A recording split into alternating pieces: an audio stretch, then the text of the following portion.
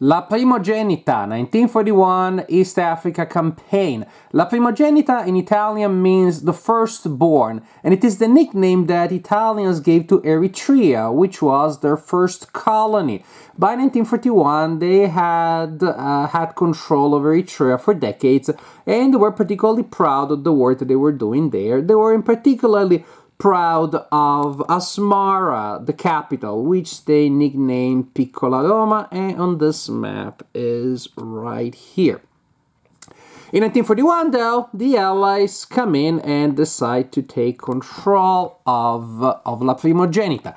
So here you have a general look at the map. This is a two-player game, Italians versus Allies. The Italians will be defending in various positions on the board at the beginning of the game, and the Allies will be coming from here and from here. Later in the game, from there too, which is a big headache for the Italians if they were just hoping to create a nice line of defense here, exploiting some bottlenecks in the roads and in between the mountains.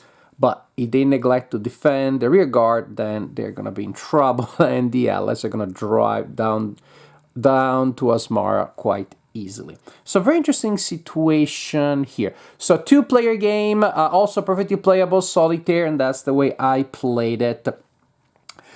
The point of the game is to score victory points, and in particular, the Allied player will be scoring them, and the Italian player has to try to prevent that from happening as much as possible, to slow down the Italian player as much as possible.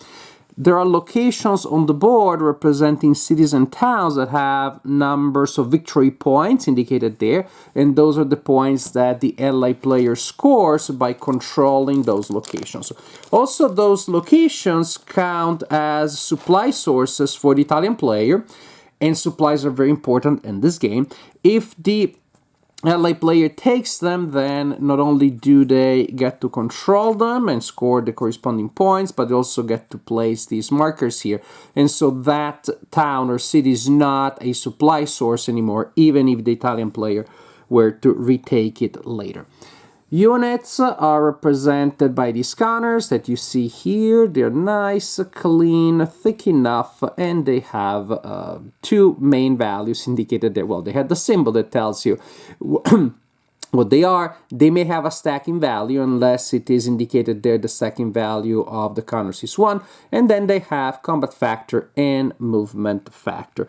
We also have, for the Allied player, we have moving supply dumps. Super important because the supply lines that come from the west side of the edge do not extend much in the interior, and so you need your forces to have these supply dumps behind you. Also, they can be loaded, as indicated by the symbol there, or empty. That is, you can empty your supply dump in order to increase some capabilities, for example, to push an attack or to get other kinds of advantages.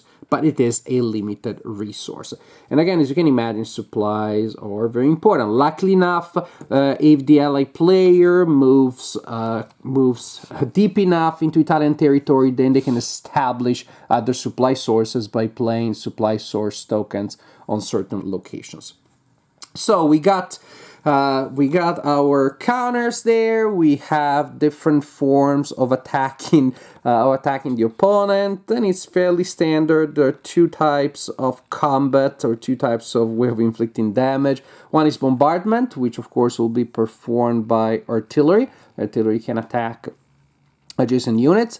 You total all of the combat factor, the participating artillery units, so you have the corresponding column. Roll a d6 and see if the unit is disrupted, and if target units are disrupted, the number printed there on the column you're using is how many are disrupted, and then there may also be that inflict damage on top of inflicting disruption.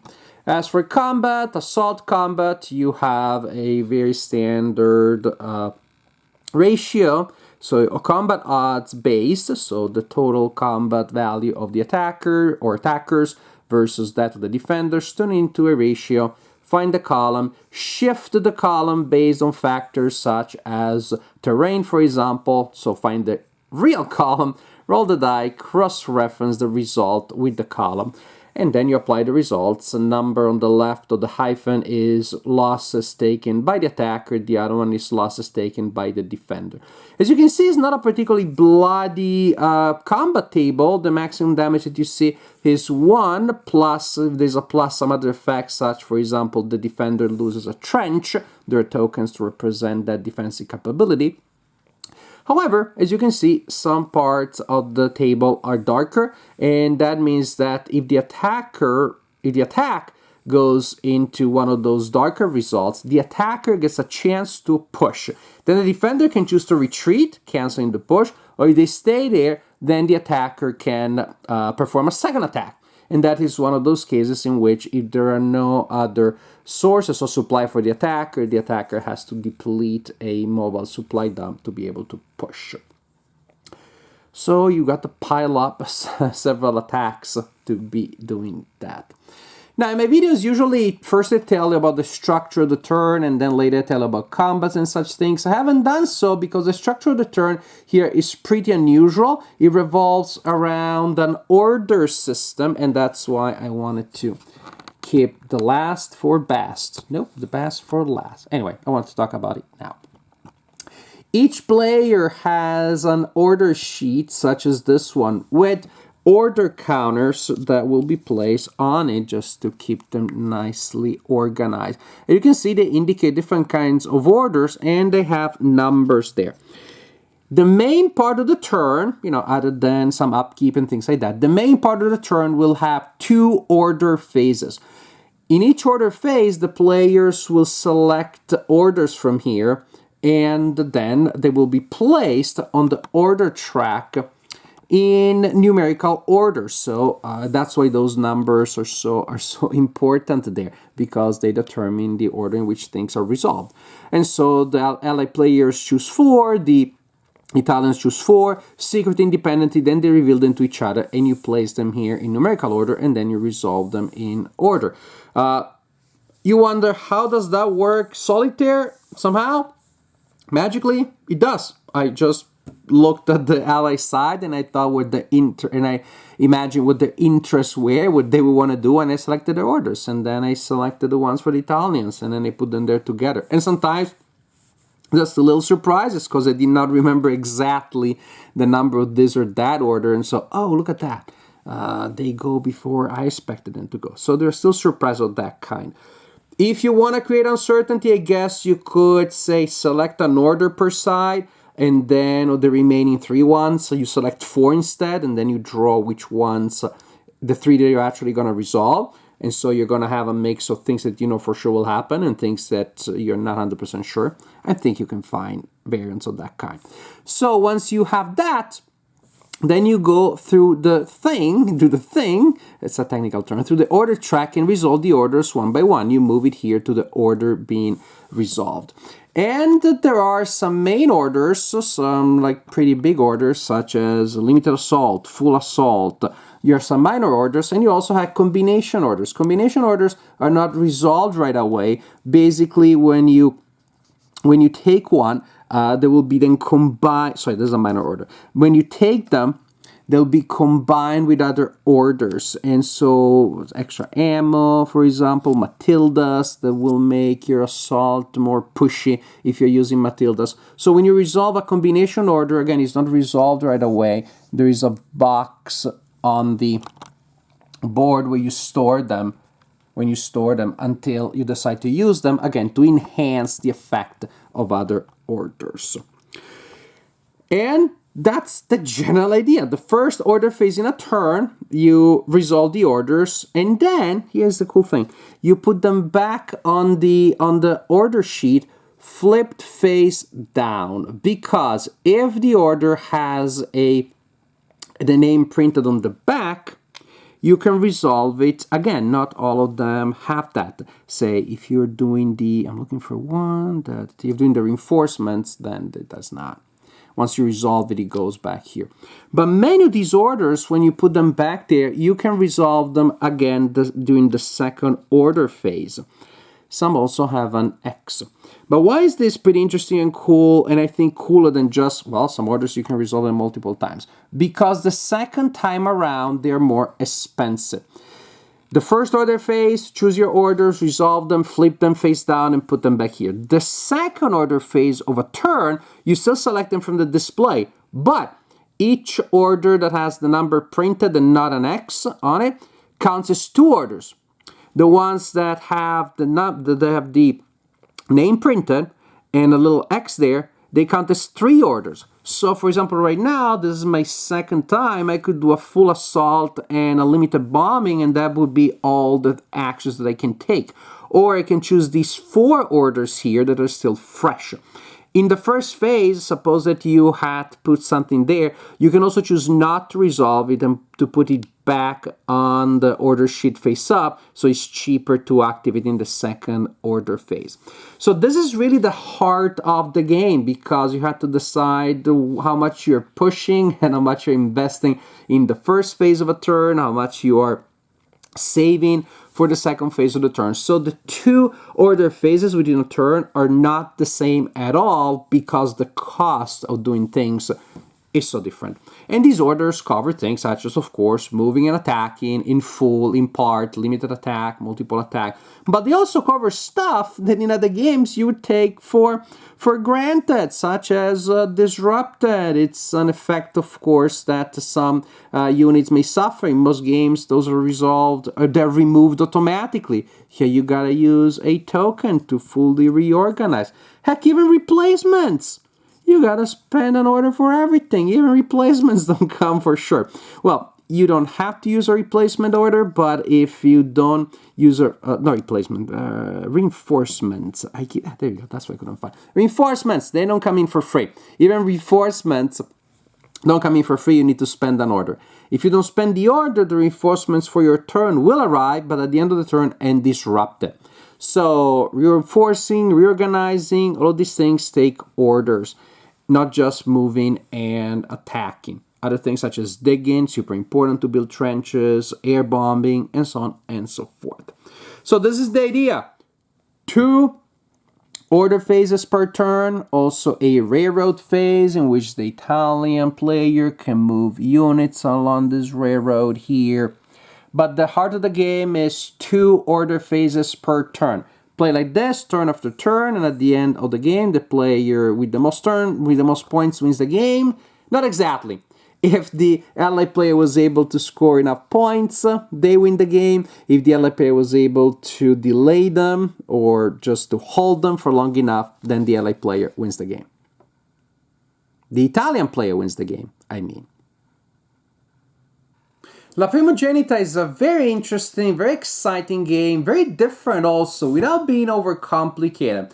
Sure, it takes a minute to get familiar with all the orders, but on the plus side, you don't have to be familiar with all of them from turn 1. Especially if you're playing in solitaire the first time that you play it, you play a little bit subpar. Nobody's gonna get hurt. The way I did it indeed was to get a sense, after I breezed through the rulebook, I got a sense of like, well, I need to move and attack. And so I would give some of the basic orders, and then I would add some of the other orders that sounded like may make sense. Extra ammo when I'm bombarding, that kind of sounds okay. And then I just learned them every time that there was an order. I would just go out and look at the player rate and learn what it does. And so that was a way of learning by play, which eased the initial steep climb. And there are some steep climbs in the game that the poor allies will have to deal with. There are some alpine areas here which can be a real pain, and I think that's a weird analogy. Point being, what you have here is a very interesting situation in one of the campaigns that is not one of the most gamed campaigns in wargaming. So there's something refreshing about that. Also, that you're playing a game about a different historical situation, so there's a chance of looking at it up close, and maybe you haven't seen other 20 war games that do exactly the same thing. And the situation is one that is interesting because the contest is very unequal. The Allies have strength in number and strength in firepower. They just have some really powerful units. The Italians have shovels and they're going to use them a lot, digging trenches desperately, because that may give them some pretty decent defenses. They have terrain, and they're the fact that ultimately they don't have to attack much. They have some of those orders that can be pretty powerful if expensive. Desperate Attack allows you to inflict damage on the opponent, but you're taking damage also. So the allies have to push as much as they can as early as possible, because starting from the second part of the game, they have a schedule of victory points that they have to keep up with. And they're bleeding victory points. They're automatically losing victory points each turn in the second half of the game. It represents the fact that there were other priorities. There was the pressure of finishing this campaign to then redirect forces to North Africa. So there is tension there for sure. But there's also tension on the Italian side, because they got some trenches, they got some decent unique effects, but they're still hanging by a thread. The risk of a collapse of the Italian front is very real. And it's constant. As the LFP are like, okay, how haven't they collapsed yet?